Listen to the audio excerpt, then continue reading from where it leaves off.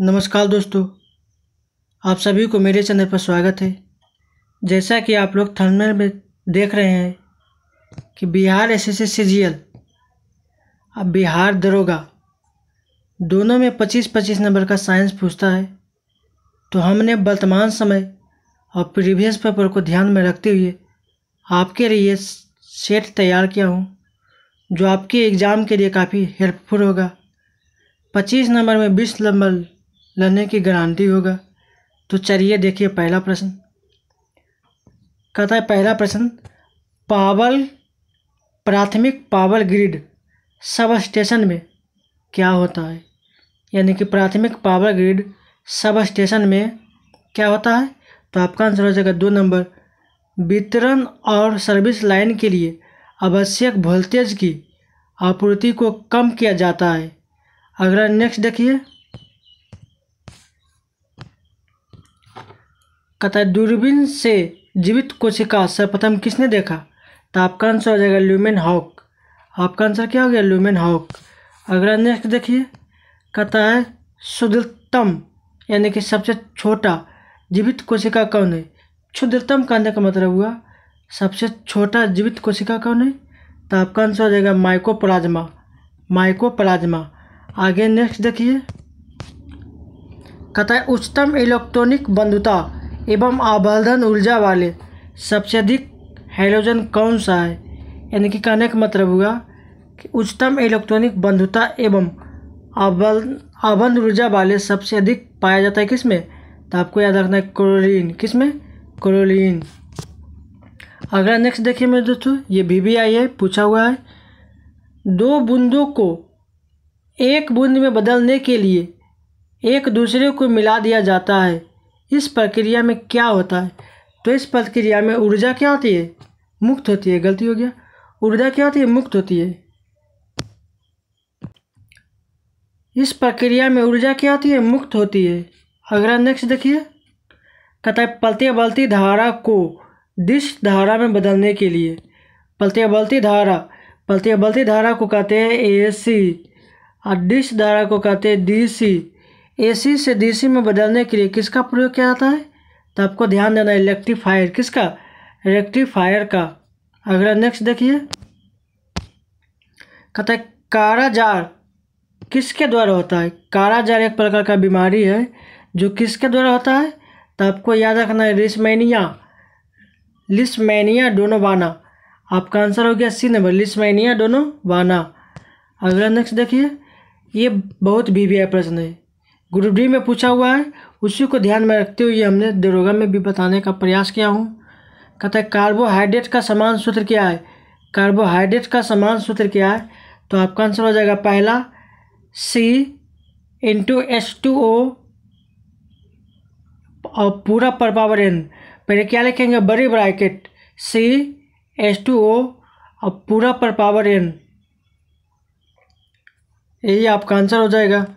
अगला नेक्स्ट देखिए, कहता है बाष्पोत्सर्जन कौन मापता है? यानी कि बाष्पोत्सर्जन के मापने के यंत्र को क्या कहते हैं? आपको याद रखना है पोटोमीटर। Option number 2 potometer. अगला नेक्स्ट देखिए, कहता है मानव शरीर की सबसे बड़ी ग्रंथि है। तो आपको ध्यान देना है, ये भी पूछा हुआ है, यकृत हो जाएगा आपका आंसर। देखिए अगला नेक्स्ट प्रश्न देखिए, कहता है एरोबिक श्वसन के दौरान अंदर ली हुई वायु में ऑक्सीजन का प्रतिशत कितना है? तो देखिए जो वायुमंडल में रहेगा 21%, वही आपका आंसर हो जाएगा। अगला नेक्स्ट देखिए, कहता है सबसे हल्की धातु कौन है?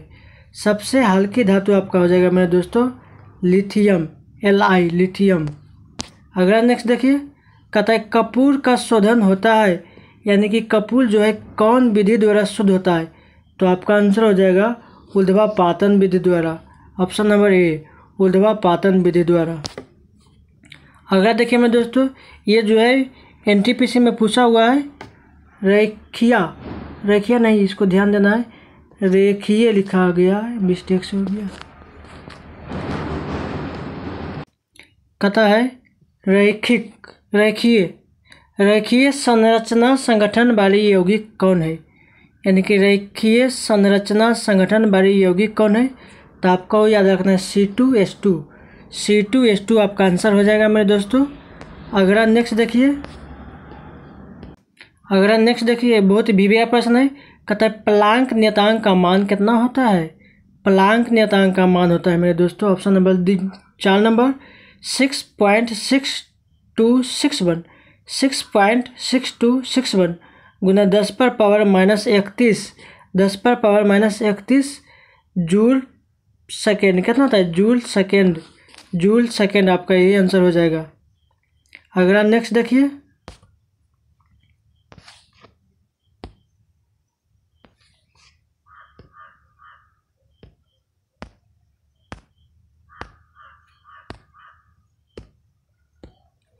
मेरे दोस्तों कहता है पी कक्षक में अधिकतम इलेक्ट्रॉन की संख्या, तो पी में कितना होता है? 6 हो जाएगा आपका आंसर।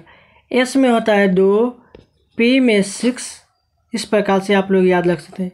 डी में 10, एफ में 14, इस प्रकार से आप लोग याद रख सकते हैं कि पी कक्षक में कितना है, तो 6 इलेक्ट्रॉन।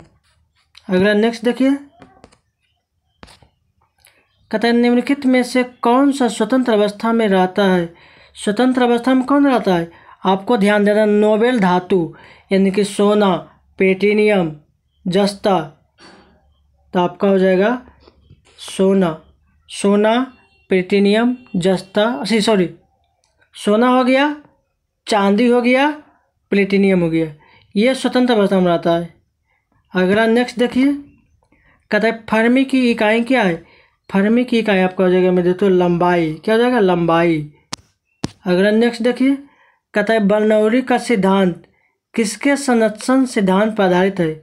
तो आपका हो जाएगा मेरे दोस्तों ऊर्जा। बर्नौली का सिद्धांत किसके सिद्धांत पर आधारित है? तो आपका आंसर हो जाएगा ऊर्जा। अगला नेक्स्ट देखिए, ये बहुत ही फंसाव घाट वाला प्रश्न है, इसको याद करिएगा, बहुत बार पूछा है ग्रुप डी में। कहता है ध्रुवन की घटना किस में दिखाई देता है? ध्रुवन की घटना किस में दिखाई देता है? तो ध्रुवन जो है प्रकाश में दिखाई देता है। तब प्रकाश वक्त किया कि अनुप्रस्थ तरंगे, क्या हो गया? अनुप्रस्थ तरंगे।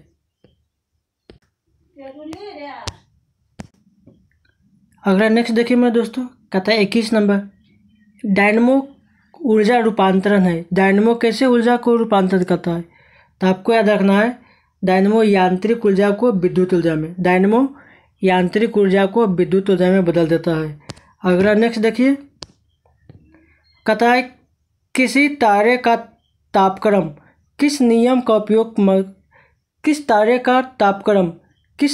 उपयोग से मापा जाता है?